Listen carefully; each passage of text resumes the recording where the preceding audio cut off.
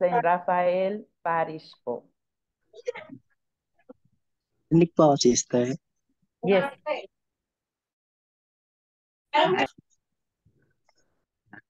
Sa ngalan ng Ama, ng Anak, ng Espiritu Santo. Amen. Amen.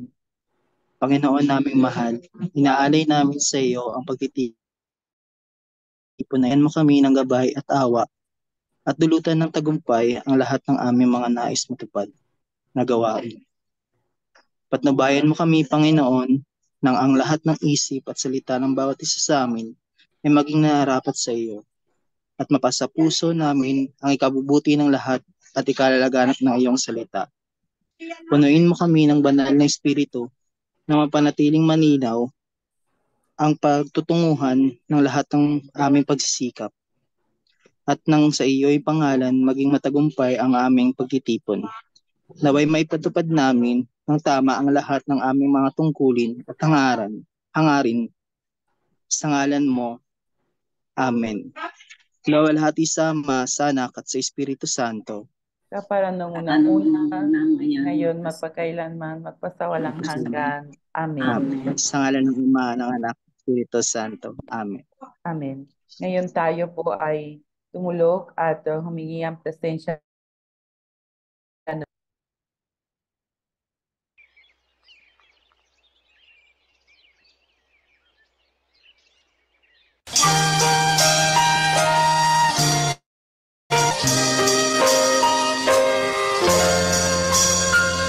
Halina, Espiritu Santo, kinakailangan kita. At lakas ng mahina, pag-asa lahat.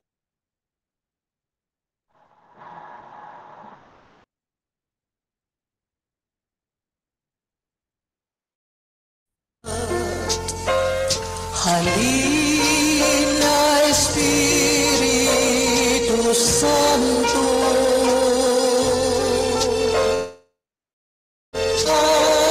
kailangan kita. Sigla't mahina, pag-asa naming lahat.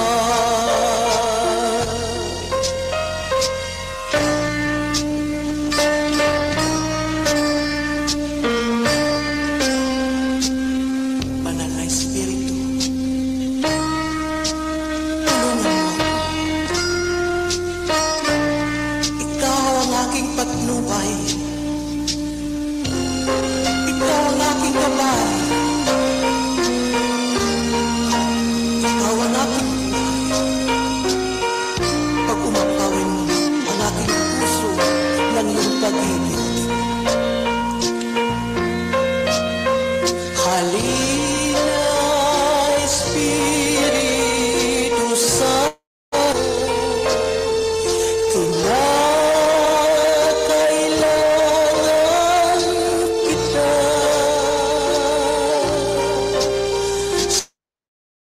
Siga't lakas ng mahina, pag-asa na lahat.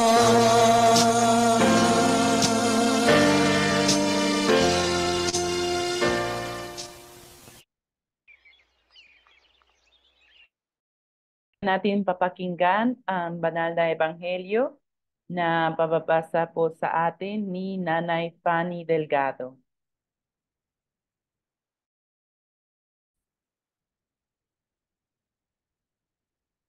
Nanay po, hindi po namin kayo marinig. Paki-unmute all.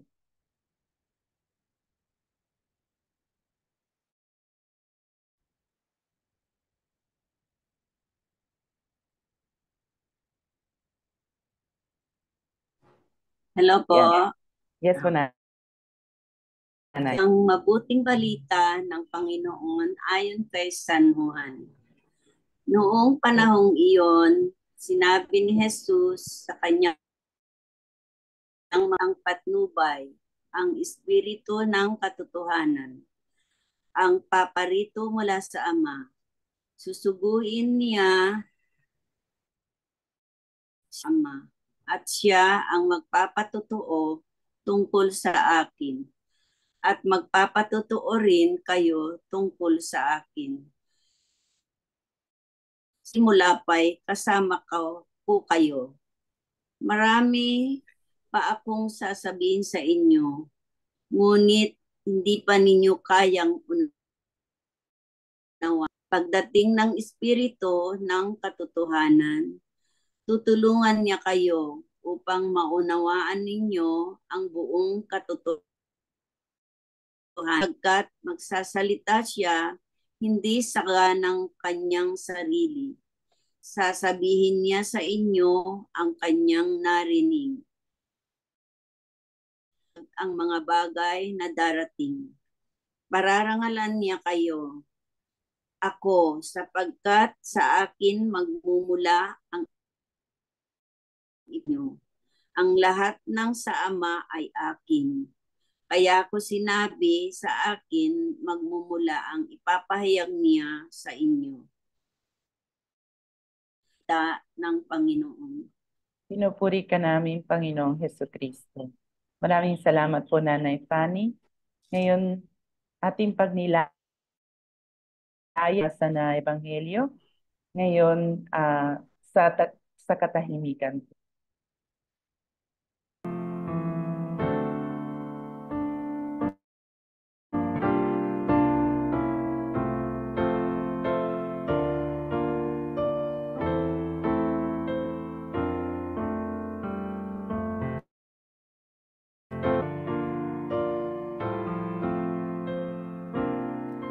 Liwanag ng aming puso, aming manahan ka. Ang init ng iyong yaya sa amin ipadama.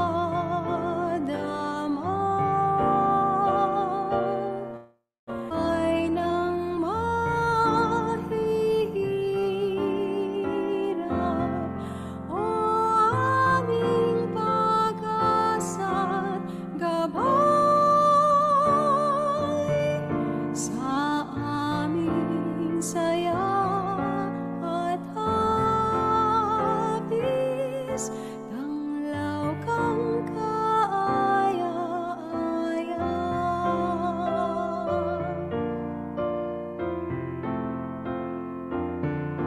Liwanag ng kaliwan, sa amin dumalaw ka. Kalinga mo ang takbuhan, noong unang-una pa. Ang aming pagod, ang pasaning pag-aalip, minamahal kong kandungan, sa hapis ang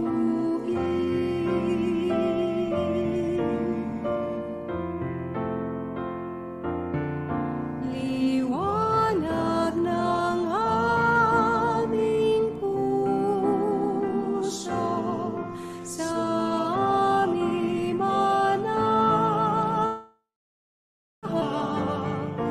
idulot mo po sa amin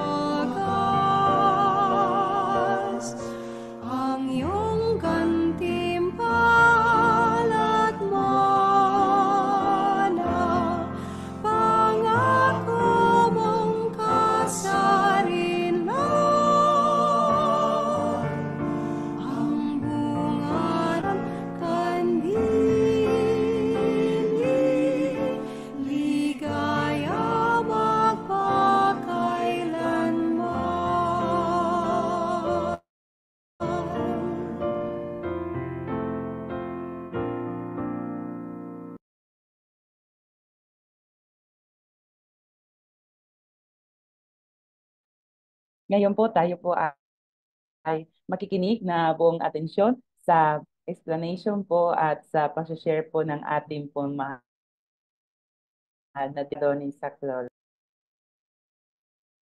Gandang gabi sa inyo lahat, mga biblical apostles, mga kapatid. Nasanay na ako sa Radio Veritas, kapanalig. Mga kapatid, no?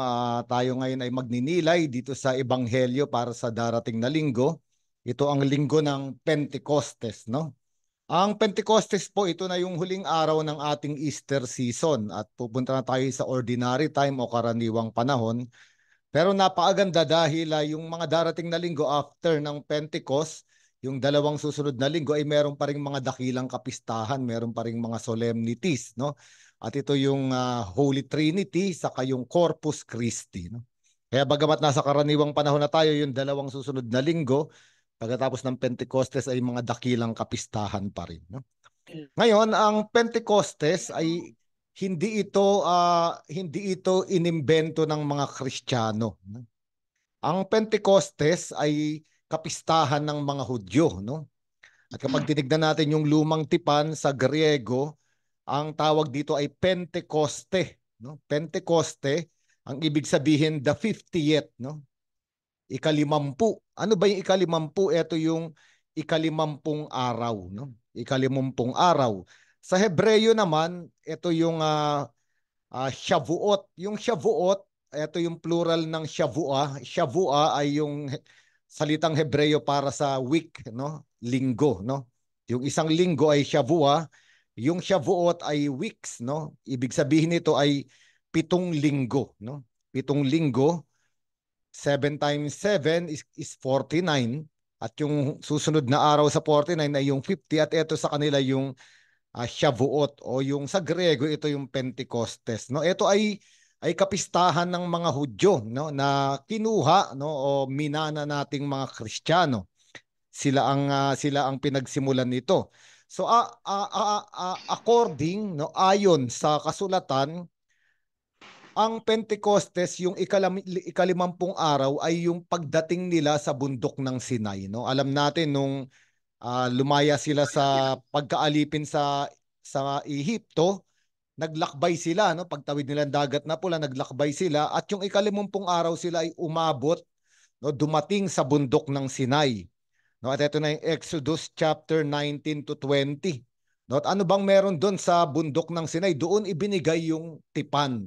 No, doon inangkin ng Diyos yung Israel. Kayo ang aking magiging bayan ko, pinili ko kayo at ako ang magiging Diyos ninyo. Ito yung Exodus chapter 19. Tapos sa chapter 20, Exodus chapter 20, ito na yung isinulat na yung 10 utos, no? Sa dalawang tapyas ng bato, no? Pero pag binasa natin itong Exodus chapter 19 saka Exodus chapter 20, yung bundok ay nag-aapoy, no? Nag-aapoy. At maliban sa apoy, merong mga kulog at kidlat, no? Kaya nga sa mga Hudyo, naniniwala sila na noong si Yahweh, ang Diyos mismo, ang sumulat ng 10 utos sa tapyas ng bato, isinulat niya ito sa pamamagitan ng apoy. No, kaya nga bawat tunog, no, tunog ng kidlat, sabi ng mga Hudyo ayun yung pagsusulat, no, ng Diyos sa tapyas ng bato ng 10 utos, no? At napakaganda nito sapagkat alam natin, no, na ang apoy sa araw ng Pentecostes ay mahalaga kasi pag pumunta tayo ron sa Acts chapter 2, no, nababasahin din isa sa mga reading sa darating na linggo. Anong nangyari? Bumaba yung mga dilang apoy sa mga apostol, no?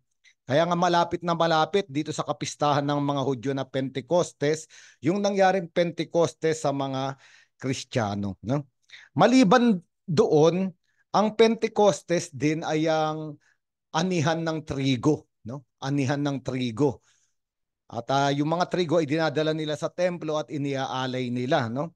Ito nga yung mga first fruits offering nila.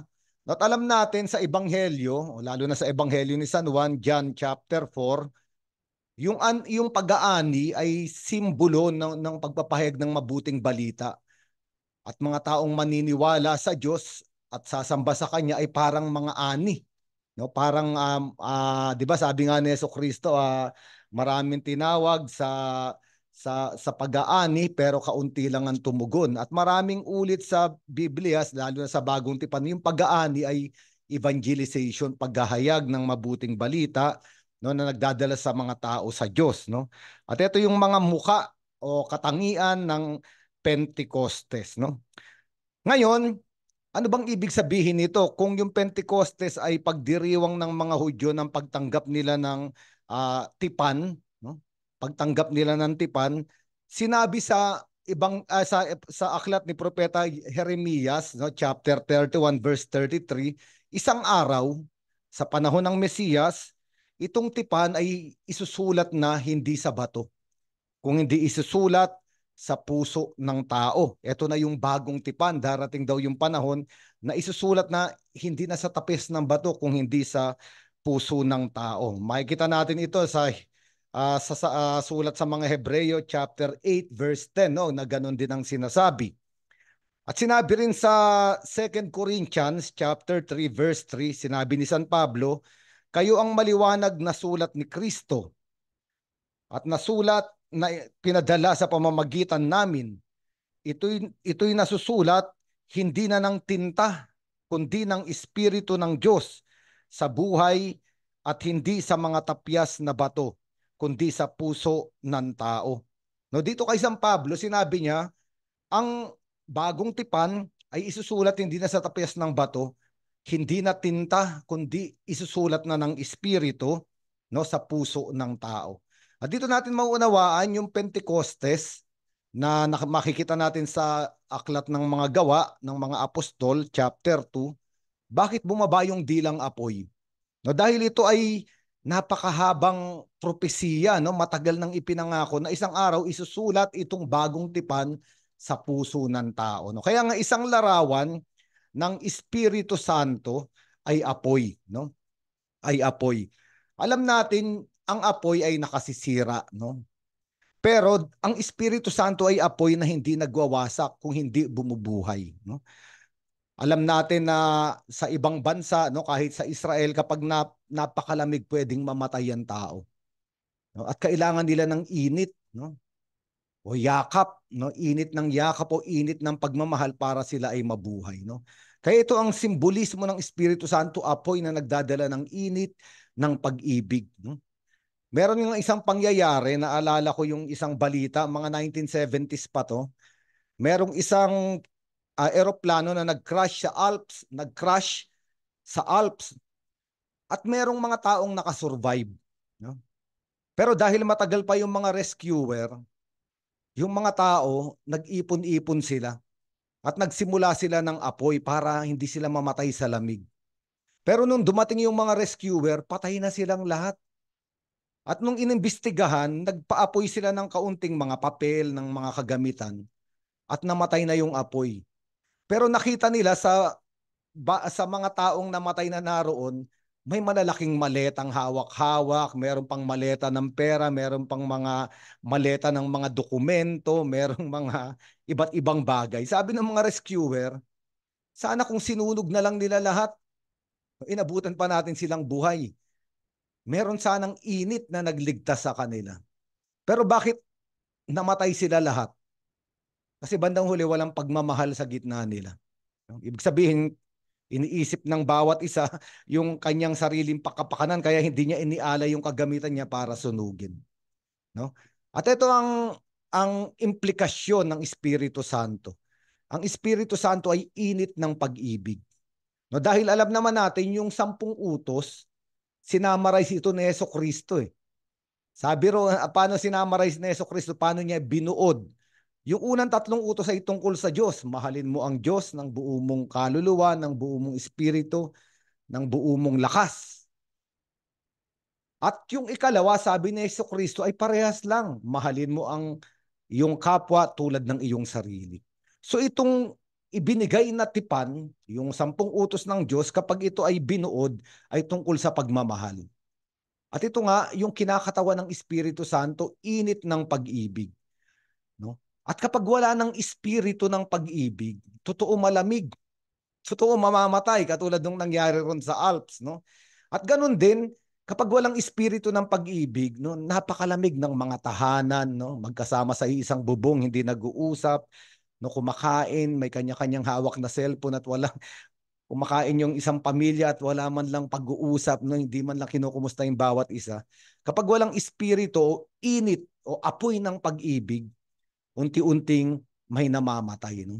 Kapag binasa nga natin yung, alam niyo yung Divine Comedy ni Dante Alighieri, napakaganda ng pagpapaliwanag ni Dante Alighieri. Ang impyerno raw ay hindi isang lugar na umaapoy. Ang impyerno raw ay isang lugar na nagyeyelo. At yung mga tao roon sa impyerno ay nandun daw nabubuhay sa lamig. Bakit? Kasi dito sa mundo, wala silang init ng pag-ibig para sa iba. Walang init ng pag-ibig para sa iba. Kaya nga, ang Espiritu Santo ay naglalarawan sa apoy, no? Sa apoy ng pag-ibig na isinusulat sa puso ng tao, no? Actually, sabi nga sa aklat ni Propeta Ezekiel, chapter 36, no, verse 26, sabi ron, bibigyan ko kayo ng bagong puso at ibibigay ko sa inyo ang bagong espiritu. Aalisin ko ang mga puso ninyo ng mga pusong bato at bibigyan ko kayo ng pusong laman. At kayo ay maglalakad o susunod sa aking mga kautusan.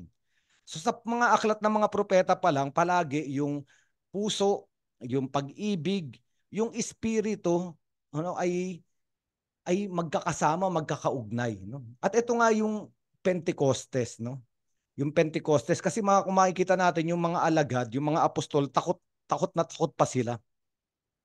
No, kaya nga sila nandun sa loob, no, ng silid sa tinatawag na upper room. Pero pagbaba nung Espiritu Santo, nagsimula silang magpahayag. No, at naalala natin si Pedro, di ba? Buong tapang na siyang nagpahayag. No, hindi niya na inisip yung kanyang sarili. Parang may nag-apoy sa kanyang puso, nag-alab yung pag-ibig niya sa Diyos. Isang katangian pa ng Espiritu Santo ay magkakaroon ng tinatawag na zeal. Z-E-A-L, no? At ito yung pag-aalab ng puso, lalo na sa mga taong naisumunod sa Diyos. Yung mga propeta ay punong-puno nitong apoy na ito. No, ito yung hingid natin, no, mga kapatid, no, mga Bible apostles, no, mga kapatid na kasama natin dito sa biblical spirituality natin. Sa darating na Pentecostes, ito yung hingiin natin. Kasi baka napakalamig na yung puso natin at naging bato na. No? Sana isulat muli ng Diyos yung tipan ng pag-ibig sa ating puso. No? At para muli tayong makapagmahal sa Diyos at sa kapwa. Ang pangalawa, ang Espiritu Santo, sa Griego ito ay pneuma, ang spirit. Sa Hebreyo ito ay ruach. Ruach, no? At napakaganda nitong salitang ito kasi sa Griego at sa Hebreyo yung spirit o yung ruach, at ang salitang ruach ay para sa espiritu, para sa hininga, no? At para sa hangin. No? Isang salita lang sila, espiritu, hininga at hangin. Pero kung titignan natin, meron silang pagkakapareha sa katangian, lahat sila ay nagbibigay ng buhay. Espiritu, hininga at hangin, no? Kaya nga kung maaalala natin, 'di ba, nung nilikha ng Diyos si Adan sa hardin ng Eden, anong ginawa ng Diyos? Mula sa lupa, hinulma ang tao at ano sabi ron? At hiningahan siya ng espiritu ng Diyos. Hiningahan siya ng espiritu ng Diyos. Kaya nga, yung salitang inspiration, inspirare, no? Ibig sabihin ng inspirare is to put a spirit to a person. Para ma-inspire, ang ibig sabihin ng inspire, bigyan ng buhay o bigyan ng hininga. No, at ito yung isang larawan ng Espiritu Santo na yung taong walang buhay ay bigyan ng buhay. At ito pa yung isang katangian na hinihintay natin sa Pentecostes, no? Na magkaroon ng buhay. At hindi lang basta buhay, kung hindi buhay ng pag-ibig. Okay, ngayon dadako tayo rito sa ating ebanghelyo. Doon sa John chapter 15 verse 26, sabi roon, kapag dumating na ang patnubay, pero sa Biblia, dalawang salita ang ginagamit sa Espiritu Santo. Unang-una yung Paraclete. Yung ibang version naman, Advocate. No? Pero parehas lang sila. Yung Paraclete, ito'y salitang Grego. Paraclete is to call somebody at your side. Ibig sabihin, tawagin mo yung isang tao sa tabi mo. O ibig sabihin, kapanig mo siya. He is at your side. At ito raw ang Espiritu Santo na nasa panig natin siya. Nasa tabi natin siya. No, kaya nga minsan ang tawag sa Espiritu Santo ay consoler din. Paraclete o consoler. Kasi nandiyan siya sa tabi, no, para malaman natin na hindi tayo nag-iisa. No, at ito yung sinasabi ni Jesucristo, darating ang patnubay para malaman ninyong hindi kayo nag-iisa. No? Parakletos. No? Napakaganda kapag sumaatin yung Espiritu Santo, malalaman natin hindi tayo kalaban ng Diyos. Hindi tayo kaaway ng Diyos. Sinasabi ng Diyos sa atin, nasa panig kita anak. Nandyan ako sa panig mo. O nandyan ako sa sitwasyon mo. O sinasamahan kita sa kalagayan mo. At ito raw yung tao nung natumanggap ng Espiritu. Kailanman ay hindi niya nararanasan ang pag-iisa. Yung taong puno ng Espiritu Santo ng Diyos, kailanman ay hindi siya malulungkot. Hindi siya maaawa sa sarili dahil alam niyang merong Diyos na nasa panig niya. Ang isa pang salita na ginamit ay yung advocate o advocatus. Ito yung tinatawag nating lawyer, no? Somebody who defends us. So magkaugnay din sila ng Paraclete, nasa panig natin ng Diyos, pero ang Espiritu Santo is to defend us. Ipagtanggol tayo para saan? O kanino tayo ipagtatanggol ng Espiritu Santo? Kapag binasa natin yung Revelation chapter 12 verse 10, pinaliwanag doon si Satanas, yung ancient serpent, ay yung sinaunang ahas, siya raw yung accuser, no? Siya yung nag-aakusa. At alam ko nararanasan natin lahat ito, no? Nararanasan natin lahat ito kasi lahat naman tayo ay may kakulangan. Lahat naman tayo ay may pagkakamali. O minsan lahat tayo ay bumabagsak sa kasalanan. At ano ang ginagawa ni Satanas? Accuser. Ito ang ginagawa ni Satanas, sinasabi, tignan mo, wala kang kwenta. Susunod-sunod ka pa sa Diyos, nagba-Bible apostolate ka pa, nagbabasa ka pa ng salita ng Diyos, ganyan ka naman. Ito ang accuser.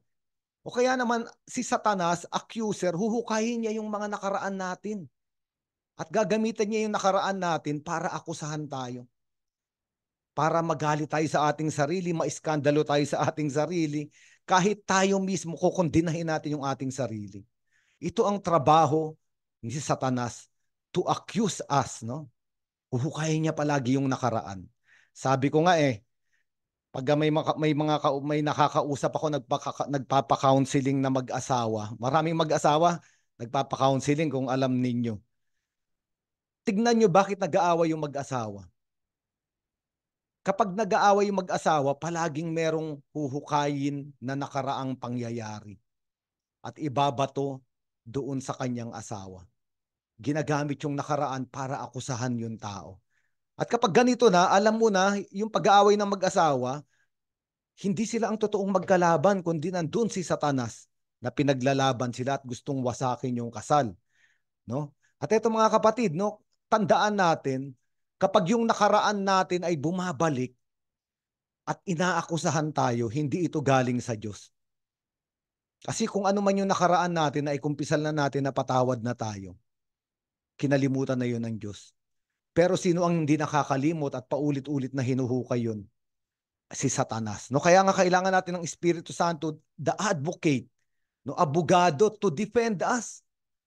Yung Espiritu Santo ang nagsasabi, pinatawad ka na ng Diyos. Minahal ka na ng Diyos. Hanggang ngayon, kaya kang yakapin ng Diyos. No, magbalik loob. Bumangon. Ito yung sinasabi ng kahulugan ng salitang advocate. Ngayon, pagpupunta tayo rito sa huling bahagi ng Ebanghelyo, yung John chapter 16 na, ang sinasabi lang dito ni Jesucristo, marami pa siyang sasabihin pero hindi natin mauunawaan. Hindi natin mauunawaan.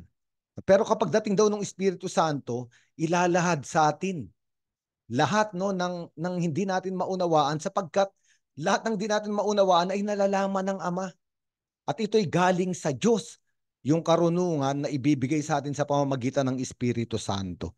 Ngayon, para pasimplihin natin, ang sinasabi lang naman dito, maraming bagay sa buhay natin ang hindi natin maunawaan. Meron nga mga bahagi ng buhay natin na gusto nating alisin, gusto nating i-edit. Kasi hindi natin naunawaan ba't nangyari yun o ba't may taong ganito sa buhay ko. At sa ating sitwasyon, sa ating kalagayan, iba-iba. Marami tayong hindi nauunawaan o hindi matanggap. Pero kapag dumating na yung Espiritu Santo, mauunawaan natin, kaya pala pinangyari ng Diyos ito. Kaya pala hinayaan ng Diyos na pagdaanan ko ito. Kaya pala nangyari iyon. O kaya pala tong taong ito dumating sa buhay ko. Ito raw ang gawain ng Espiritu Santo. Yung kaliwanagan na magbibigay ng napakalaking kaliwanagan sa atin at hindi na tayo magre-rebelde sa ating kasaysayan. Hindi na natin tatakasan yung ating buhay. At ito yung maganda kasi mauunawaan na natin napakaganda pala ng buhay ko. No? Walang pinag-iba yan. Alam nyo yung merong isang Jewish tradition, yung mga Hudyo, yung mga nanay, mahilig sila magburda. No? Mahilig sila magburda. Parang cross stitch, marami yan. No? Ngayon daw yung isang nanay na Hudyo, nagko-cross stitch siya, pero yung anak niya nandun sa ilalim. Andun sa ilalim yung anak niya. Ang nakikita ng anak niya, yung ilalim, yung mga sinulid sa labat, parang walang patutunguhan. Sabi niya, nag-aaksaya ng oras tong nanay ko, ang pangit-pangit naman nung ginagawa niya. Pero nung natapos na yung binuburdahan o yung cross stitch, kinarga yung bata. For the first time, nakita ng bata yung ginagawa ng nanay niya sa ibabaw. At sabi niya, napakaganda pala, Nay. Akala ko nung tinitignan ko sa ilalim, walang kwenta. No, parang walang patutunguhan. No? Ayun daw ang gagawin sa atin ng Espiritu Santo. Kasi baka nakikita natin yung buhay natin sa interpretasyon ng mundo. Sa ilalim, dito sa lupa. At para sa atin, pangit, salasalabat, parang random lang lahat, coincidence. Na parang nangyari lang. Hindi natin nakikita yung disenyo. Pero isang araw, kapag dumating yung Espiritu Santo, magkakaroon tayo ng interpretasyon ng langit. Makikita natin lahat ng nangyari sa ating buhay sa mata ng langit. Sasabihin natin, salamat Panginoon. Salamat. No? Kaya nga ang Kristiyano ay laging nagpupuri. Ang Kristiyano ay palaging maligaya. Sinasabi niya, give thanks to the Lord for His great love is everlasting. Bakit? Kasi meron siyang Espiritu Santo. At ito yung sinasabi niya itong ebanghelyo natin. No? Hilingin yung Espiritu Santo para maunawaan natin na ang buhay natin ay napakaganda. Kahit yung mga taong nandyan sa buhay natin na ibinigay ng Diyos ay napakaganda. Kahit pa nga yung mga pagkakamali, pagkaligaw natin noon na pinahintulutan ng Diyos, kasama yun sa napakagandang kasaysayan natin para maranasan natin yung pag-ibig ng Diyos. At ito ang regalo ng araw ng Pentecostes. No? Hilingin natin itong pagdating ng Espiritu Santo upang mag-alab yung ating puso sa pagmamahal sa Diyos at sa kapwa. Magkaroon tayo ng init ng pag-ibig. At yung 10 utos ng Diyos ay hindi na maisusulat lamang sa bato, kundi maisusulat sa ating puso. Na parang second nature na natin, no, na sundin ng Diyos, mahalin ng Diyos. No? At huwag gawin itong mga kasalanan na ito para hindi siya masaktan. No? Kaya nga sa gifts of the Holy Spirit, alam natin yung gifts of the Holy Spirit. Kung gusto nyong mabasa yung gifts of the Holy Spirit, nasa aklat siya ni Propeta Isaias, no, chapter 11. No, nakasabi rin, Spirit of wisdom and understanding, Spirit of counsel and of strength, Spirit of knowledge and of piety, at yung huling-huli, Spirit of the fear of the Lord. Pinaliwanag natin ito nung nakaraang biblical spirituality. Ano ba yung fear of the Lord? Hindi dahil natatakot tayong maparusahan. Ang fear of the Lord, natatakot tayong mawala sa pag-ibig ng Diyos o saktan yung pag-ibig ng Diyos. At etong araw, kapag naisulat na yung utos ng Diyos sa puso natin, meron tayong fear of the Lord. Isa itong regalo ng Espiritu Santo. Ngayon, maliban sa regalo ng Espiritu Santo, meron pang mga bunga ang Espiritu Santo. No? Alam natin to, yung fruits of the Holy Spirit. Marami siya sa iba't ibang bahagi ng bagong tipan, pero yung pinaka maganda doon sa Galatians, letter to the Galatians chapter 5. No? At inaanyayahan ko kayo, no, na sa mga araw na ito bago mag-Pentecostes, no, basahin niyo yung Isaiah chapter 11 at Galatians chapter 5, no? At hingin natin ito sa Diyos, manalangin tayo, Panginoon, ibigay mo sa akin ang mga regalo ng banal na Espiritu Santo. Panginoon, bigyan mo ko ng mga bunga ng Espiritu Santo. Okay? Ito muna yung ating pagninilay ngayon, no? Yung ating reflection sa ating Lectio Divina. Ngayon ay dadako na tayo sa pagbabahagi.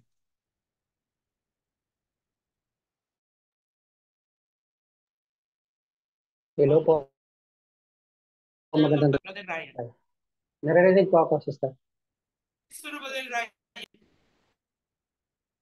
Okay po. Magandang gabi po sa inyong lahat. No, may paliwanag po sa atin ni Father kung ano nga ba yung kahalagahan ng Espiritu Santo sa atin. At ang gawain. No? Ang mga tagapagpahayag po ng salita ng Diyos, tayo pong lahat ay napakahalaga po sa atin ang Espiritu Santo.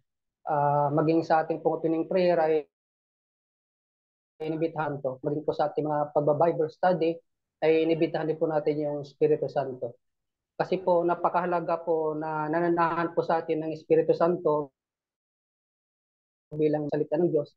Kasi para sa akin po, kahit gaano pa po tayo kagaling magsalita, mag-preach, kung wala po yung Espiritu Santo sa atin, ay baliwala po. Wala po tayong magagawa sa ating sarili lamang, no? Kaya napakahalaga po ng Espiritu Santo sa ating buhay. Hindi po natin kayang baguhin ang puso ng tao na ating pong tagapakinig, kundi yun po ay dahil sa Espiritu Santo. Napakahalaga po ito sa atin. At meron na po ako ditong patotoo, no?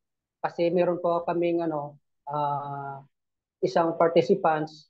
Pagkatapos po ng Bible study namin, nag-message po siya sa akin. Sabi niya, brother, ang galing mo mag-preach, ang galing mo magsalita. Talagang kapag nagsasalita ka, tapos sabi ko naman po sa kanya, sabi ko, salamat sa Diyos at salamat po sa Espiritu Santo. Kasi po kung sa akin lang, wala po akong magagawa, no? Ito po ay isa sa patuloy nagbabahagi ng salita ng Diyos, ay kumikilos po ang Espiritu Santo sa atin, na siya po ang nagbibigay din sa atin ng lakas ng loob para magpahayag sa salita ng Diyos. At siya rin po ang tumutulong sa atin upang baguhin po ang puso, buksan ng puso at isipan po ng ating mga tagapakinig. Yun po ang isa sa gawain din, Espiritu Santo. Kaya nga, kapag tayo ay nagba-Bible study, mahalaga po na huwag po natin kalimutan na imbitahan ang Espiritu Santo sapagkat siya po ang tumutulong sa atin, buksan ng ating puso at isipan para po yung ating mga natutunan ay maibagi po natin sa ating po mga kapatid. Iyon lamang po. Sister, maraming salamat. Maraming salamat po, Brother Ryan, from San Ildefonso Parish po, dyan lang po sa Makati. Ngayon po, inayahan po namin isa pa sa inyo mga kapatid na nandito sa Zoom na magbahagi ang inyong po mga insights, ang inyong pong sariling po reflection mula po sa ating binasa at pinagnilayan na Ebanghelyo ng linggo na darating. Kung sino po may nais po magbahagi ng inyong maiksing reflection, you are most welcome. Sister Lay. Sure po, Sister Belen. Yes po. Sister, although it's not about Holy Spirit, it's about pagmamahal. Sige po. Sana it's the Holy Spirit that led me to that knowledge and search.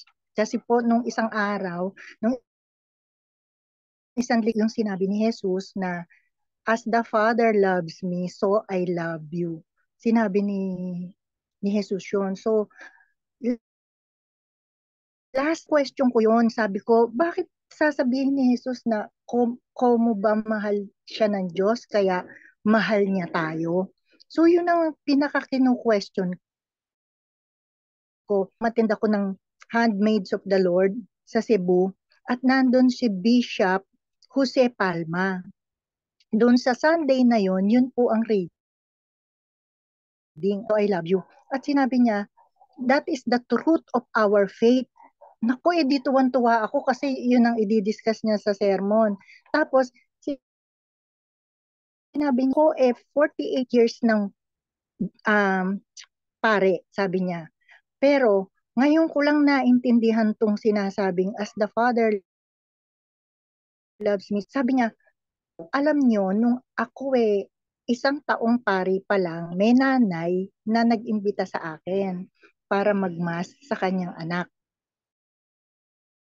Pero yung batang yon, may sakit pala, may cancer sa utak. Kaya pagkatapos ng mas, tinanong niya, kumusta ka? Kung pagka sa mga oras na umaatake yung sakit. Sabi daw nung bata, Father, it is so painful. Sabi niya, usap. Tapos natanong niya, mahal mo pa ba ang Diyos? Tapos nagtaka siya kasi ang sabi ng bata, opo, mahal ko ang Diyos. Sabi niya, sige, ikakat ko na ha. Pero i-connect ko to, kinonect niya po doon sa sinabi ni Jesus matapos na siya ay kay Peter, Peter, do you love me? Tapos sabi ni Peter, yes Lord, I love you. Pero dahil parang hindi naman masyadong naintindihan ni Peter na tinatanong ni Jesus, inulit-uli ni Jesus, Peter, do you love me? Tapos sabi, yes Lord, I love you. Mukhang hindi na naman din. Ay, ganyan, take care of my lamb.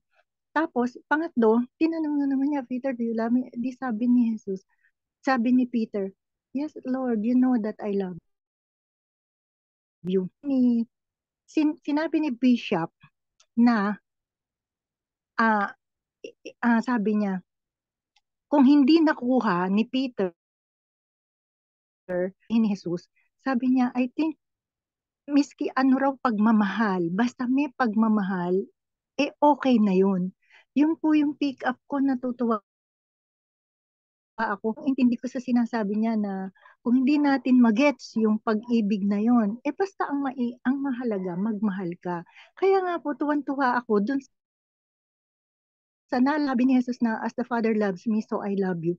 Parang ang interpretation ko doon, ang pagmamahal ng Diyos Ama, kung ano ang pagmamahal ng Diyos Ama ni Jesus sa atin. At yun naman, ang hinihingi niya na pagmamahal natin sa ating kapwa. Pero kung ibigay yung mga agape love na kung yun ang hinihingi ng Diyos, ang mahalaga, magmahal pa rin. Yun po yung interpretation ko. Pero tuwan-tuwa po ako, yun po yung share ko sa duda ko sa isip ko na nasagot during the sermon ni Bishop. Yun po. Thank you, sister. Thank you po, Sister Belen. Opo. Sige po. Ngayon, tayo po ay makikinig recap from ating pong dear Secretary ng ating Ministry of Biblical Apostolate, si Tere. Hello po, magandang gabi po muli sa inyong lahat. So marami po tayong napulot ako po personally sa mga naibahagi po ni Father tonight. Pero sa akin po, ito po yung mga talagang tumimo po talaga sa puso ko. Sinabi po ni Father na kung paano daw po is pag-aani, kinumpare po siya sa evangelization, kung paano po tayo mga biblical apostolate ay tinatawag na makibahagi sa pag-aani ng Panginoon, kung baga maging effective evangelizer, di ba, sa salita ng Diyos. Sinabi po doon na yung apoy po ng Espiritu Santo ay hindi nakakawasak. Di ba compare dito po sa atin, sa mundo natin, ang apoy nakakawasak ng mga bahay kapag sinabi may sunog, ganyan. Pero ito, ang apoy ng Espiritu Santo ay nagbibigay ng buhay at nagdadala na so.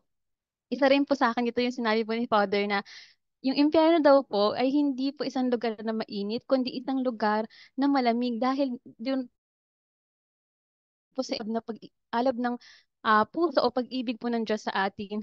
So, naalala ko po yung mga sinasabi po, di ba, ngayon po nasa panahon po tayo ng summer, mainit, sinasabi ng mga ayaw nila mapunta sa impyerno kasi kung ganito kainit yung ma-experience nila. Pero kabaliktaran po pala ang ma-experience natin kung sakali po na hindi po natin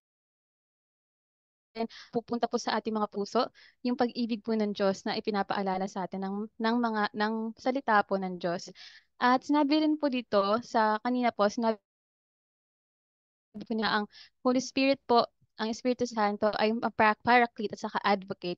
Paraclete po dahil pinapaalala po sa atin na tayo po ay hindi kalaban ng Diyos. Tayo po ay kanyang kakampi. Pinapaalalahanan sa atin na kapag dumating sa atin ng Espiritu Santo, sasabihin sa atin na, anak, hindi ka nag-iisa. Akong Diyos, ang katulong mo. Akong Diyos, ang kasama-kasama mo sa mga paghihirap, sa kaligayahan, ganyan. At ang pagiging advocate daw po, or tagapagtanggol. So, example po ng pagiging lawyer daw po, di ba? Na pinapaalala sa atin, ang kalaban po, pinapaalala sa atin yung mga past na kasalanan natin. Pero ang Espiritu Santo, yun po ang magtatanggol sa atin na bibigyan tayo ng inspirasyon na ikaw bilang anak ng Diyos na binigyan ng Espiritu Santo ay magbibigay ng lakas para kalabanin yung mga binibigay sa atin laban o ng ni Satan. Sorry, nilagay ko po kasi dito Satan for English. Ayun po. At isa pa po, yung sinabi ng Espiritu Santo, sabi, marami po tayo mga parts ng buhay po natin na hindi po natin alam kung bakit nangyayari. Gusto po natin baguhin kasi sa paningin po natin hindi kaaya-aya. Pero po, Santo, magbibigay po ito ng linaw kung bakit nga ba ang mga bagay na ito, kahit na hindi natin gusto, ay kailangan mangyari sa atin. Dahil may plano ang Panginoon at maiintindihan lang natin ito kung hihingi tayo ng tulong sa Espiritu Santo. At nagustuhan ko po yung analogy na binigay ni Father. Katulad po doon sa cross stitch. Kinompare po doon na may mga bagay na ang gulo-gulo. Pero baka kailangan po natin na at kailangan natin na hingin ang tulong ng Espiritu Santo para magkaroon po ng change ng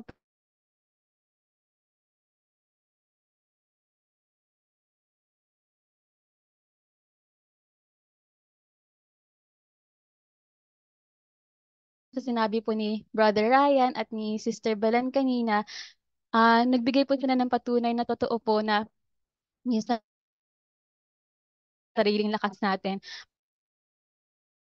Parang di natin alam kung ano yung sasabihin natin, parang kaya ko ba to? Pero ang magbibigay ng lakas ng loob sa atin ay yung Espiritu Santo na bigay ng Panginoon.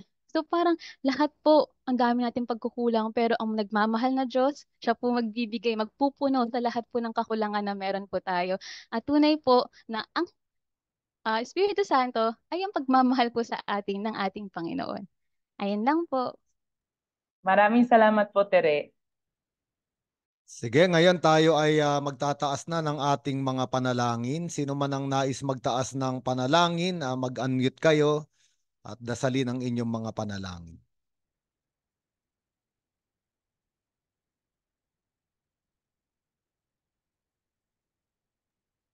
Panginoon, patuloy niyo po sana kaming bigyan ng lakas ng loob sa mga misyon po na ibinibigay niyo sa amin bilang mga Bible Apostles, Panginoon. Kayo po sana magbigay ng kalakasan at ng wisdom po para magampanan po namin ang aming mga gawain. Ito ang aming panalangin sa Panginoon. Panginoon, dinggin mo ang aming panalangin.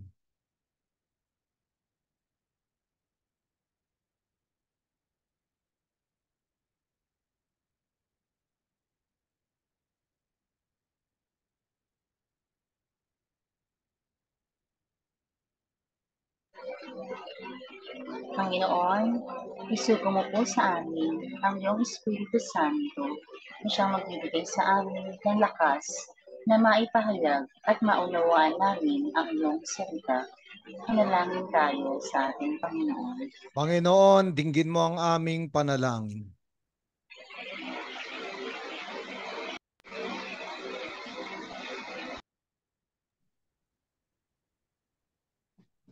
Panginoong Hesus, kami ay lumalapit sa iyo at humihingi ng gabay ng Diyos Espiritu Santo upang pag-alabin sa aming puso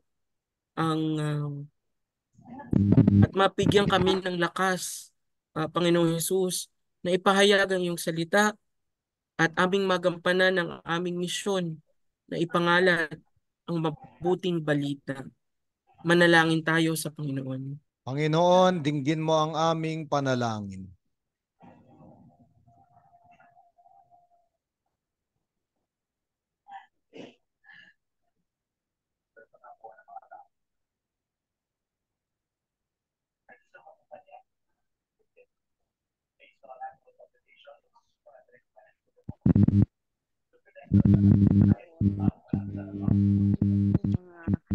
Bagay na nangyayari sa aming buhay na hindi namin naiintindihan. Ipadala niyo po ang Espiritu upang pag-alabin ng aming mga puso at matuto kaming unawain ang mga sitwasyon at sa gayon ay maging malinaw ang aming isip at bukas ang aming puso sa kung ano man po ang inyong nais na ipagawa sa amin. Panginoon, dinggin mo ang aming panalangin.